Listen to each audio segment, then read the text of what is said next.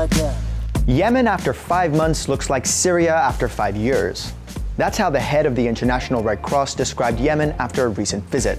Nearly 4,000 people have been killed since a coalition led by Saudi Arabia and backed by the United States started bombing Yemen on March 25th.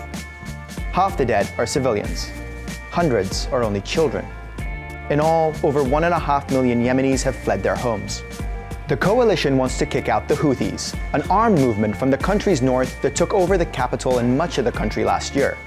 The Houthis, they say they're fighting a central authority that, backed by Saudi Arabia and its allies, has historically persecuted them. And both sides have been accused of putting civilian lives at risk. Airstrikes have killed hundreds of civilians, and human rights groups say the Saudi coalition has targeted densely populated areas. They've also accused both the Houthis and pro-government forces of routinely attacking populated areas with imprecise heavy weapons. Yemen is the poorest country in the Arab world, with weak infrastructure and an impoverished population. Even before the war, 60% of Yemenis needed food and emergency relief. Now, with the fighting blocking access to food and major ports destroyed, that number has reached 80%. And a recent coalition airstrike on the HODEIDA port, a key hub for getting food into northern Yemen, is likely to make things worse.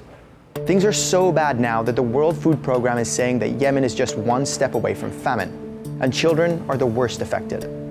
1.8 million kids will suffer from malnutrition if the fighting continues, and their futures are also under threat.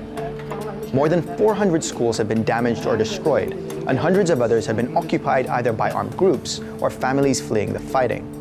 Thousands of schools remain shut, leaving 2 to 3 million Yemeni kids without an education. And now, the coalition says it will keep fighting until it recaptures the capital, Sana'a.